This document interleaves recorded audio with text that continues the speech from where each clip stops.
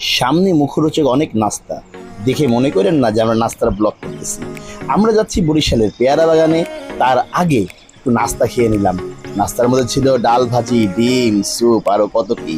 এই খেয়ে আমরা রওনা দিলাম প্রকৃতির নিঃসর্গ এক পরিবেশে, যেখানে আপনারা দেখতে পাবেন গাছ, পানি, তার সঙ্গে প্রকৃতির অপূর্ব লীলা খেলা, এবং এর সঙ্গে আপনারা দেখবেন পেয়ারা বাগানের নৈসর্গিক সৌন্দর্য।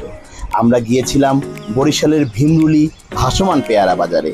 সেখানে গিয়ে আমরা একটা ওয়াচ টাওয়ারে উঠেছিলাম। যেদিকেই চোখ যায় অপরূপ সৌন্দর্য, খালি গাছ আর গাছ, সবুজে যেন নয়ন মেলানো দায়। তার মধ্যে আবার দেখা যাচ্ছে ছোট ছোট নৌকা করে অনেকেই পেয়ারা নিয়ে বসে আছে।